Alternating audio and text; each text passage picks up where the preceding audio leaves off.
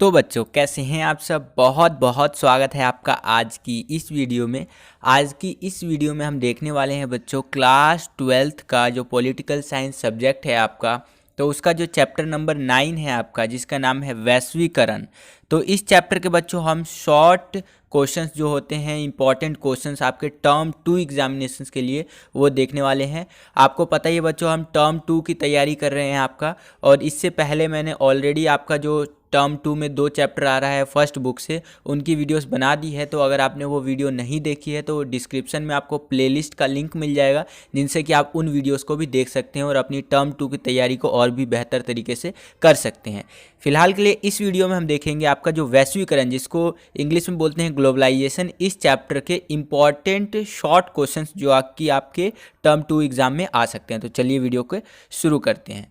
तो यहाँ पर देखिए बच्चों, सबसे पहले तो आपके दिमाग में आएगा बच्चों कि सर ये वैश्वीकरण होता क्या है। ये क्वेश्चन आपके दिमाग में आएगा कि सर वैश्वीकरण तो आप बोल रहे हैं, लेकिन वैश्वीकरण एक्चुअली में होता क्या है। तो देखिए, वैश्वीकरण का अगर मैं अर्थ की बात करूं तो प्रवाह आप इसे कह सकते हैं। प्रवाह किसी भी चीज़ का हो सकता है, वस्तु का हो सकता है, व्यक्ति का हो सकता है, ठीक है, आपका मुद्रा का हो सकता है, एक देश से दूसरे देश में जाना या दूसरे देश से अपने देश में आना। इस तरह से वैश्वीकरण ये हमारा बनता है, ठीक है। वैश्वीकरण ने क्या किया है, आज लोगों को जोड़ दिया है। पूरी ही दुनिया आज वैश्वीकरण के कारण एकजुट होकर के रह गई है, ठीक है। वैश्वीकरण ने कल्चर को भी बढ़ावा दिया। आप देखेंगे तो वेस्टर्न कल्चर की ओर लोग बढ़ते जा रहे हैं, अपनी संस्कृति को भूल करके। यानी कि पूरी ही दुनिया की चीज़ें इधर से उधर हो रही हैं, एक जगह बन रही है तो दूसरे जगह जा रही है। जैसे कि आप देखेंगे चाइना में कोई मोबाइल फ़ोन बनता है, जैसे MI वगैरह का मोबाइल फ़ोन बनता है, वीवो, शाओमी, मतलब इन सब का मोबाइल फ़ोन बनता है। तो वो मोबाइल फ़ोन केवल चाइना में ना रह करके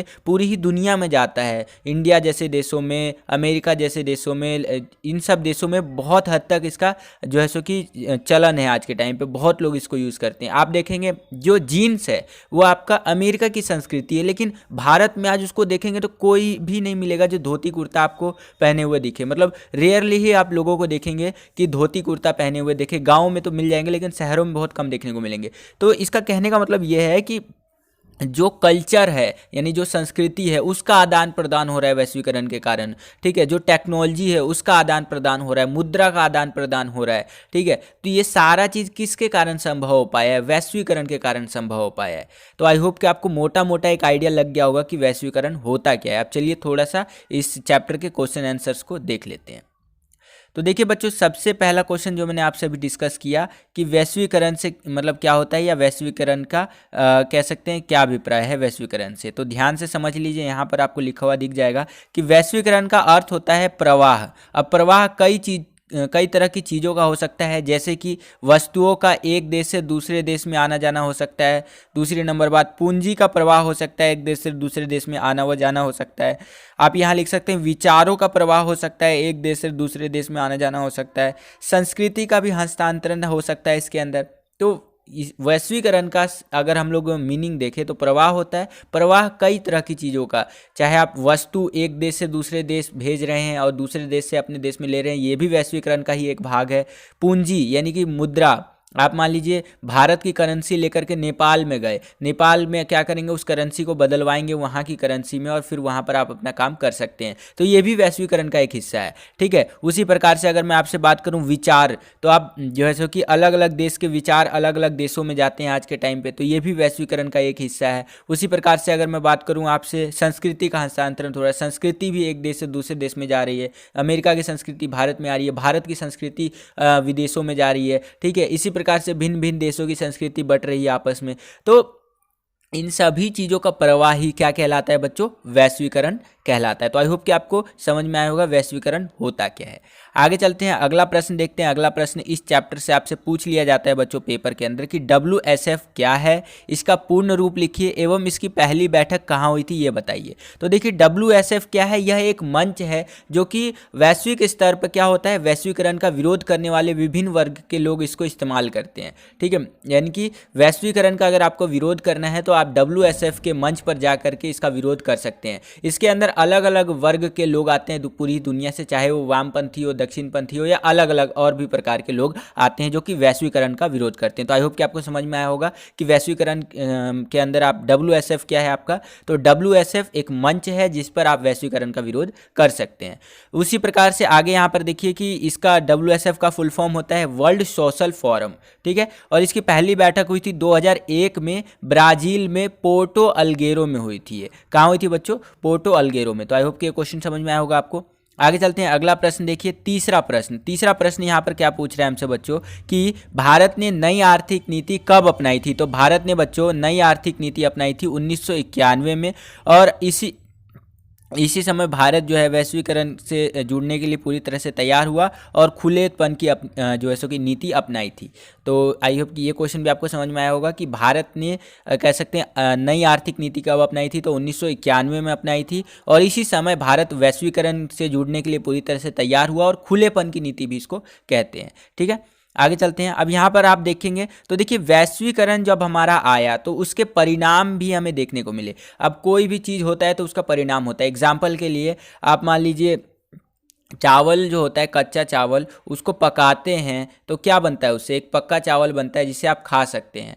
आटा यानी गेहूं जो होता है उसको जब पिसवाते हैं आप तो क्या बनता है? आपका आटा बन जाता है। और आटा को आप जब मतलब गूंद करके उसको बेल करके पकाते हैं तो वो रोटी का आकार ले लेता है। उसी प्रकार से वैश्वीकरण जब पूरी दुनिया में आया तो इसके कई सारे परिणाम हमें देखने को मिले कई सारे क्षेत्रों में, चाहे वो आर्थिक क्षेत्र हो, सामाजिक क्षेत्र हो, राजनीतिक क्षेत्र हो, ठीक है। तो अलग अलग क्षेत्रों में हमें वैश्वीकरण का परिणाम देखने को मिला है।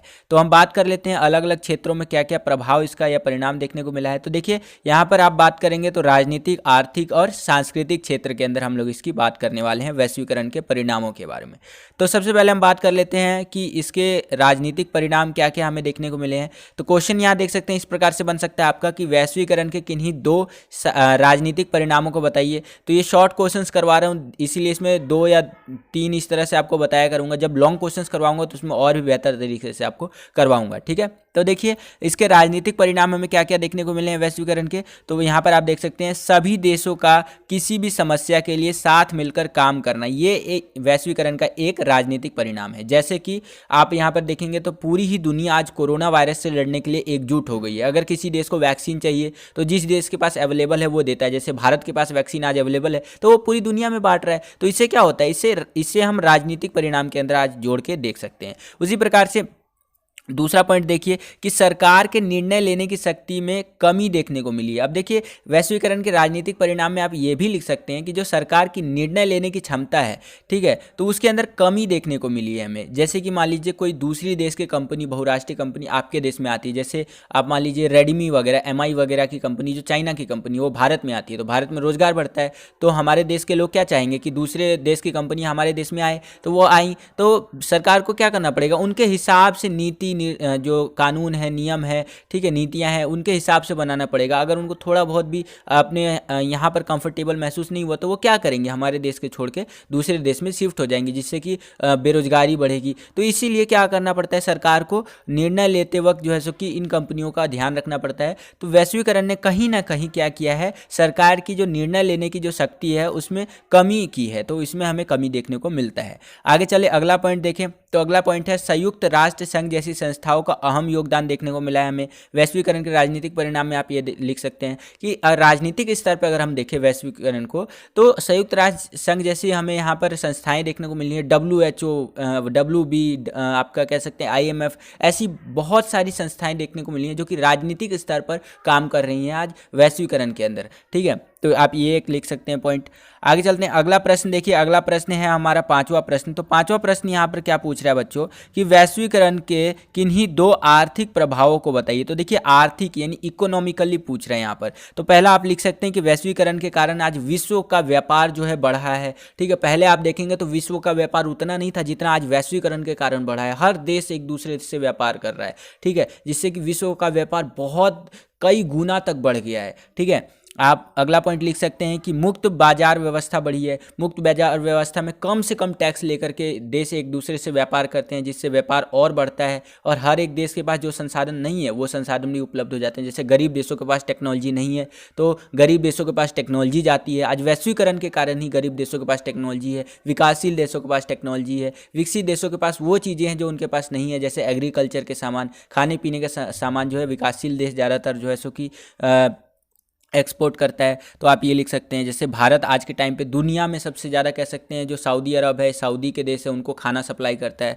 ठीक है, तो उसी प्रकार से तीसरा पॉइंट आप ये लिख सकते हैं कि बहुराष्ट्रीय कंपनियों का प्रसार हुआ है यहाँ पर। ठीक है, बहुराष्ट्रीय कंपनी का प्रसार का मतलब जैसे कि आज के टाइम पे आप एमआई वगैरह का फ़ोन यूज़ करते हैं, कंप्यूटर यूज़ करते हैं, एचपी, डेल, लेनोवो, इन सब का कंप्यूटर यह भारत का थोड़ी ना है, ये दूसरे देशों का है। कोई अमेरिका का हो, कोई चाइना का है। तो ये कैसे संभव हो पाया है कि दूसरे देशों में भी ये टेक्नोलॉजी, हमारे भारत जैसे देश में भी ये टेक्नोलॉजी अवेलेबल है? कैसे? ये वैश्वीकरण के कारण ही संभव हो पाया है। वैश्वीकरण के कारण ही विदेशी जो बहुराष्ट्रीय कंपनियां हैं उनका प्रसार देखने को मिला है। आज के टाइम पे आप देखेंगे तो एमआई जैसी कंपनियां जो चाइना में है वो इंडिया में भी है। एप्पल जैसी कंपनियां जो आप कह सकते हैं अमेरिका ने बनाया है, एप्पल अमेरिका का है, तो वो इंडिया में भी एप्पल के प्रोडक्ट आपको देखने को मिल जाएंगे, चाहे आईफोन हो या अलग अलग वेरियस टाइप के जो प्रोडक्ट्स है वो भारत में भी आपको देखने को मिल जाएंगे। आप देखेंगे तो कंप्यूटर हमने नहीं बनाया, कंप्यूटर कह सकते हैं अमेरिका की देन है, तो वो भारत में भी आपको देखने को मिल जाएंगे। विभिन्न प्रकार के कंप्यूटर जैसे एचपी, लेनोवो, ठीक है, डेल, इस तरह के विभिन्न प्रकार के कंप्यूटर्स आपको इंडिया में भी देखने को मिल जाएंगे। तो ये सारी चीज़ किसकी देन है? ये वैश्वीकरण की ही देन है कहीं ना कहीं।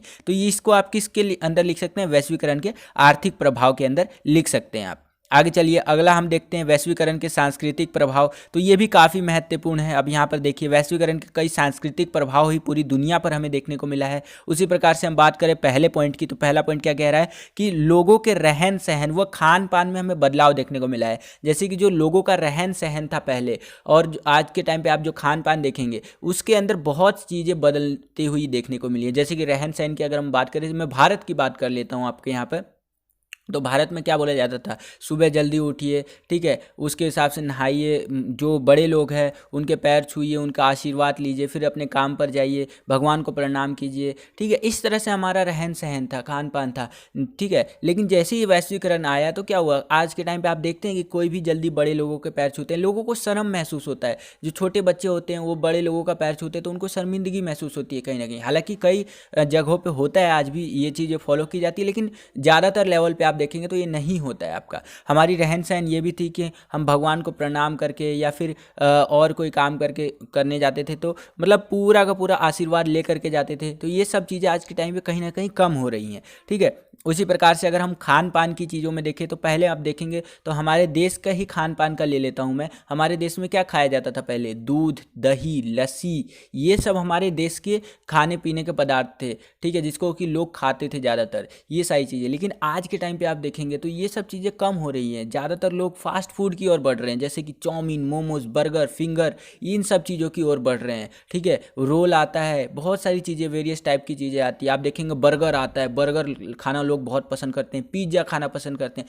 ये हमारे देश की संस्कृति नहीं है, ये कहीं ना कहीं दूसरे देश की संस्कृतियां हैं, जो कि वैश्वीकरण के कारण क्या हो रहा है, लोग इसको अपनाते जा रहे हैं ज़्यादातर लोग। उसी प्रकार से आप देखेंगे तो पश्चिमी सभ्यता की ओर जाते जा रहे हैं हम लोग। ठीक है, हमारी सभ्यता को छोड़ करके पश्चिमी सभ्यता की ओर जाते जा रहे हैं। जैसे कि आप देखेंगे तो हमारे यहाँ पर शादी का प्रचलन का अगर मैं उदाहरण लूँ, शादी के उदाहरण के से समझाऊँ आपको पश्चिमी सभ्यता, तो हमारे यहाँ पे क्या होता था? शादी करवाने के लिए लोग मतलब पहले से ही निमंत्रण दिया जाता था, कार्ड वार्ड बढ़ते थे और उसके बाद से शादी होती थी। आज के टाइम पे आप देखेंगे कोर्ट मैरिज का प्रचलन बढ़ रहा है। ये हमारे देश की सभ्यता नहीं है। हमारे यहाँ पे तलाक का कोई प्रचलन नहीं था कि तलाक वगैरह नहीं दिया जाता था पति और पत्नी के बीच में। लेकिन आप देखेंगे तो आज के टाइम पे तलाक का भी प्रचलन कहीं ना कहीं बढ़ रहा है भारत के अंदर। तो ये कहाँ की सभ्यता है? ये पश्चिमी सभ्यता है, जो कि भारत के लोग अपना रहे हैं और पूरा विश्व अपना रहा है इसको। ये किस कारण से संभव हो पाया है बच्चों? ये वैश्वीकरण के कारण संभव हो पाया है। उसी प्रकार से हम बात करें विदेशी त्योहारों और फिल्मों को जो है सो कि इनका चलन बढ़ा है आज के टाइम पे।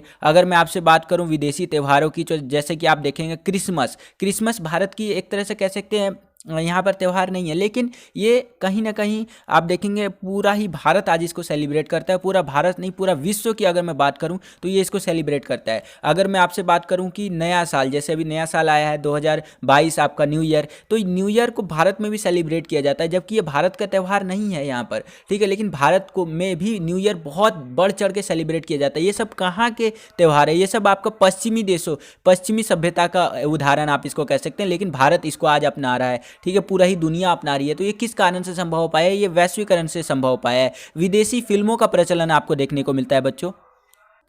विदेशी फिल्मों की अगर मैं बात करूं तो जैसे एवेंजर्स, वेब, बहुत सारी फिल्में हैं जो कि हॉलीवुड की फिल्में आज भारत में पसंद की जाती हैं। अगर मैं भारत की बात करूं तो भारत की फिल्में भी अलग अलग देशों में पसंद की जाती है। जैसे कि अफ़गानिस्तान में देखेंगे तो हिंदी फिल्में देखना बहुत ज़्यादा पसंद है वहाँ के लोगों को। पाकिस्तान में भी भारत की फिल्में देखी जाती हैं, ठीक है। पाकिस्तान में बाहर की फिल्में भी देखी जाती हैं। तो इस तरह से देखा जाए तो आज के टाइम पे फिल्मों का भी प्रचलन बढ़ा है, विदेशी फिल्में भी बहुत हद तक देखी जा रही हैं, ठीक है। तो ये किस कारण से संभव हो पाया है बच्चों? वैश्वीकरण के कारण कहीं ना कहीं संभव हो पाया है। तो ये सारी चीज़ें आप लिख सकते हैं वैश्वीकरण के सांस्कृतिक प्रभाव के अंदर या परिणाम के अंदर।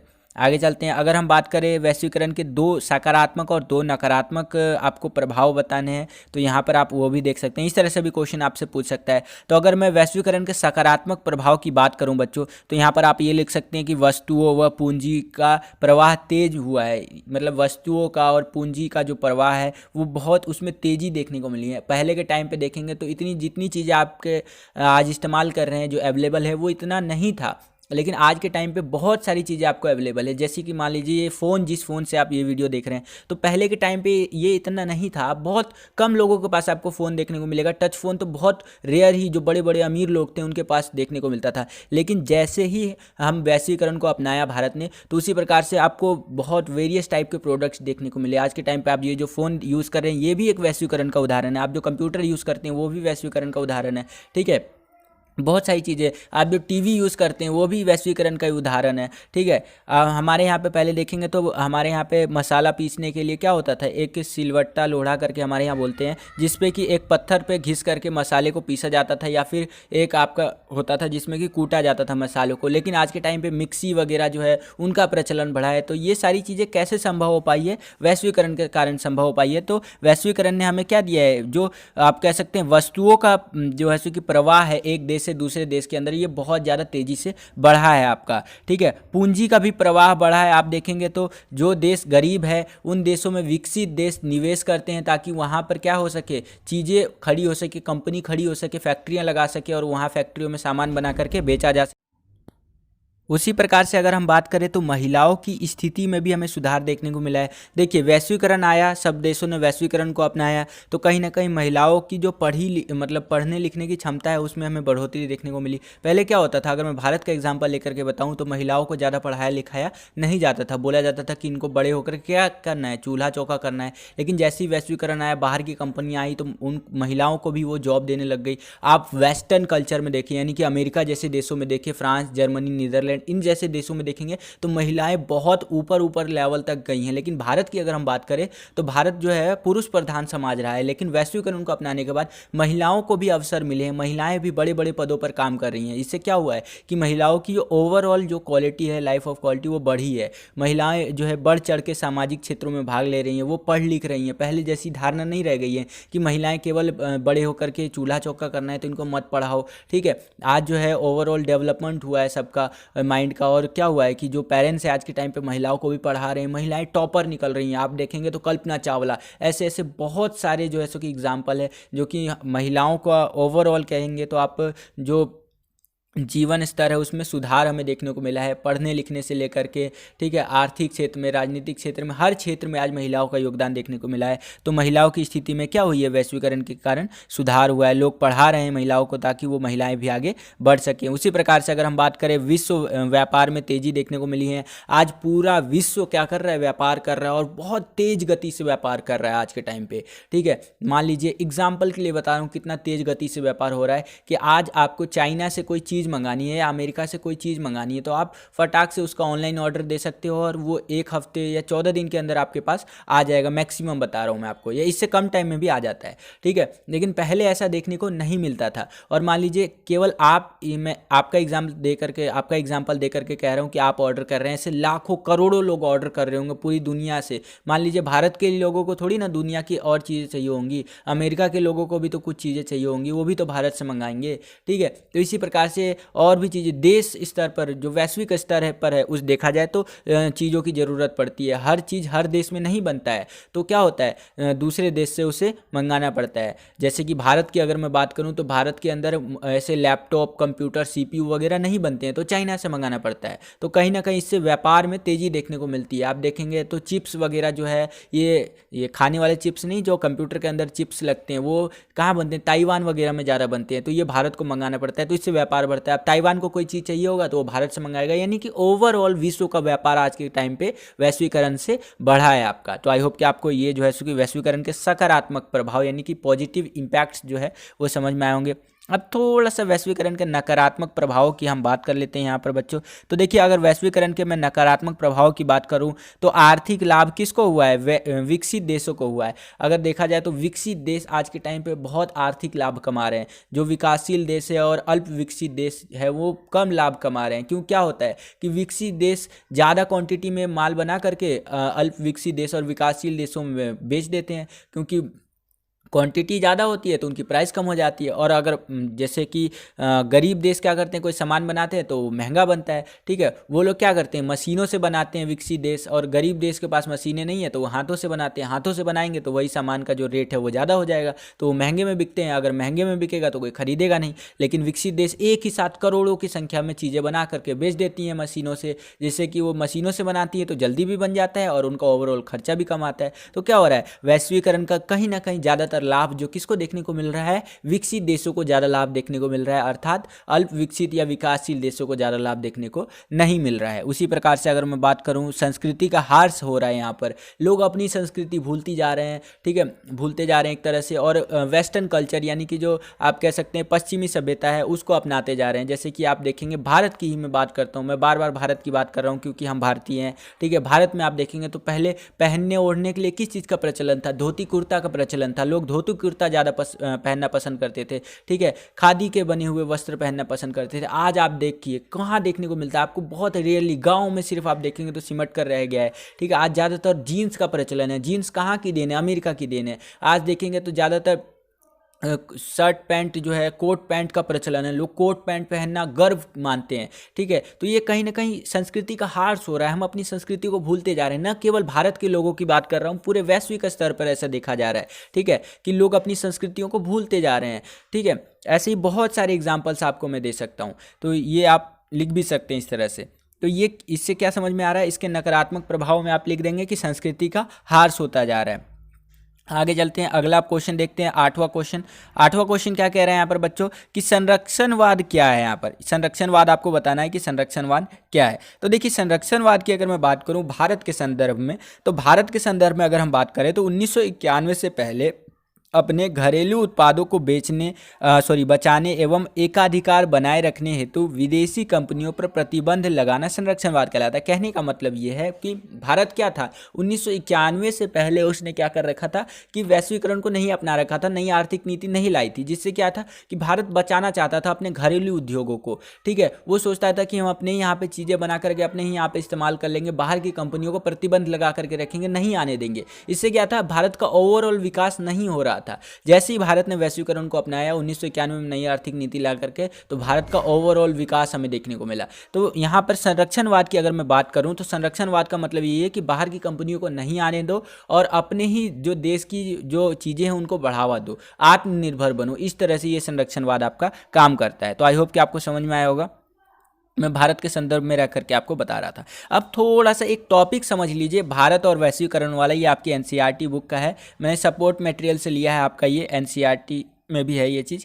तो भारत और वैश्वीकरण की अगर हम बात करें तो देखिए, भारत क्या था कि संरक्षणवाद की नीति को अपनाए रखा था। भारत में आज़ादी के कई वर्षों बाद तक भी वैश्वीकरण को नहीं अपनाया था। जैसा कि मैंने अभी आपको बताया, तो भारत ने वैश्वीकरण को नहीं अपनाया था। इसी कारण से भारत जो है भारत चाहता था कि वह आत्मनिर्भर बने, ठीक है। हालांकि आत्मनिर्भर बनना अच्छी बात है, लेकिन उस टाइम पे हमारे पास उतनी टेक्नोलॉजी नहीं थी। आज हमारे पास बहुत सारी चीज़ें जिससे कि हम आत्मनिर्भर बन सकते हैं, ठीक है। उसी प्रकार से लेकिन अंततः यह देखा गया कि 1991 में भारत ने वैश्वीकरण को अपनाया नई आर्थिक नीति के तहत। तो वैश्वीकरण के कारण क्या हुआ आपका कि भारत की जो आर्थिक जो वृद्धि दर थी, इकोनॉमिकल जो आप कह सकते हैं आपका वृद्धि दर रहता है हमारा प्रति वर्ष, वहाँ पर 7.5% के हिसाब से बढ़ोतरी दर्ज की गई थी। और उसी के हिसाब से अगर हम बात करें, जबकि 1990 में जब भारत ने ये नई आर्थिक नीति नहीं लाई थी, तब भारत की आर्थिक जो प्रतिवर्ष वृद्धि दर थी वो थी आपका 5.5%। यानी कि जैसे ही भारत ने नई आर्थिक नीति को अपनाया 1991 में, तो भारत का ओवरऑल आर्थिक विकास भी हमें देखने को मिला है यहाँ पर, ठीक है। तो कहीं ना कहीं ये चीज़ें अच्छी हैं वैश्वीकरण को अपनाना। उसी प्रकार से अगर हम बात करें वैश्वीकरण के संदर्भ में, तो जो NRI लोग होते हैं, नॉन रेजिडेंशियल इंडियन, यानी कि भारत से बाहर रहने वाले लोग होते हैं, जो सऊदी अरब, अमेरिका, अफगानिस्तान, अलग अलग पूरी दुनिया में आज के टाइम पर आपको भारतीय देखने को मिल जाएंगे, अमेरिका वगैरह इन सब में, ठीक है। तो क्या करते हैं ऐसे लोग, NRI जैसे लोग जो होते हैं आपके, वो भारत की संस्कृति को विदेशों में बढ़ावा दे रहे हैं, ठीक है। आज आप देखेंगे तो छठ पूजा, अभी जो छठ पूजा यहाँ बिहार में प्रचलित है, ठीक है, तो वो ओवरऑल और जो देशों में जो भारतीय रहते हैं, भारत के बिहारी लोग रहते हैं, तो वो भी छठ पूजा मनाते हैं वहाँ उन देशों में। तो इससे क्या हो रहा है, भारत की जो संस्कृति है उसको बढ़ावा मिल रहा है, ठीक है। उसी प्रकार से अन्य जो पूजा होते हैं जैसे कि दुर्गा पूजा, रामनवमी, ये सारी चीज़ें भी आपको दूसरी जो है सो कि देशों में भी आपको देखने को मिल जाएंगे। जो भारतीय लोग वहाँ पर रहते हैं तो ये चीज़ें वहाँ मनाते हैं, जिससे क्या होता है, भारत का सांस्कृतिक विकास हमें देखने को मिलता है, संस्कृति को बढ़ावा मिलता है विदेशों में। तो आई होप कि ये समझ में आएगा आपको। आगे चले, अगर हम अगले पॉइंट की बात करें तो कंप्यूटर सॉफ्टवेयर के क्षेत्र में देखा जाए तो पूरी दुनिया आज भारत का लोहा मानती है। कहने का मतलब ये है कि अगर सॉफ्टवेयर की बात करूँ मैं आपसे, कंप्यूटर सॉफ्टवेयर की, तो पूरी दुनिया में ना भारत नंबर 1 पर आता है, आप ये मान के चलिए। क्योंकि भारत का जो सॉफ्टवेयर है ना, भारत में बहुत सॉफ्टवेयर इंजीनियर, मतलब सॉफ्टवेयर बनाने वाले बतेरों करोड़ों की तादाद में लोग मिलेंगे आपको, जिससे कि पूरी दुनिया आज भारत के सॉफ्टवेयर्स का इस्तेमाल कर रही है और पूरी दुनिया जो है सॉफ्टवेयर के क्षेत्र में भारत का लोहा मानती है, ठीक है। उसी प्रकार से अगर मैं बात करूं आज आगे, तो अगला है, आज भारत के लोग वैश्विक स्तर पर बड़े बड़े पदों पर है, भारत का नाम रोशन कर रहे हैं। आज देखेंगे तो आप वैश्विक स्तर पर भारत के जो लोग हैं वो बड़े बड़े पदों पर है, कहीं ना कहीं वैश्वीकरण के कारण ही संभव हो पाया है। अगर मैं कुछ एग्जाम्पल्स की आपसे बात करूँ तो यहाँ पर आप देखेंगे तो गूगल के जो CEO है वो सुंदर पिचाई जी है, वो भारतीय हैं। माइक्रोसॉफ्ट के जो CEO है वो सत्या नडेला जी है। आप ट्विटर के अगर अभी लेटेस्ट CEO जो बने हैं हमारे, वो पराग अग्रवाल भी, ये भी भारतीय हैं। तो ये अमेरिका में है, वहाँ की बड़ी बड़ी कंपनियों के बड़े बड़े पदों पर हैं। इससे क्या हो रहा है, भारत का नाम रोशन हो रहा है। और ये कहीं ना कहीं किस कारण से संभव हो पाया है, वैश्वीकरण के कारण ही संभव हो पाया है। तो बस बच्चों, यही था आज का ये वीडियो, जिसके अंदर जो मोटा मोटा था मैंने आपका ये चैप्टर बता दिया, जो इसके शॉर्ट क्वेश्चंस बनते थे आपके वो मैंने बता दिया, कहानी के रूप में आपको बताने का प्रयास किया है। तो आई होप कि आपको समझ में आया होगा। अगर आप हमारे चैनल पर नए आ गए हैं तो हमारे चैनल को जरूर सब्सक्राइब कर लीजिए। अगर आप ये वीडियो पहली बार देख रहे हैं हमारे चैनल पे, इस वीडियो को लाइक जरूर कीजिएगा। अगर आप नए आ गए हैं तो सब्सक्राइब करके बगल में आपको बेल का आइकन दिखने को मिलेगा, उसको प्रेस करके ऑल पे क्लिक कर दीजिएगा। इससे आने वाले हमारे चैनल पे नए वीडियोस की नोटिफिकेशन सबसे पहले आपको देखने को मिल जाया करेंगी। आज के लिए इतना ही बच्चों, मिलता हूँ आपसे अगली और एक्साइटिंग वीडियो में। तब तक के लिए खुश रहिए, खुश रखिए सभी को। जय हिंद, वंदे मातरम।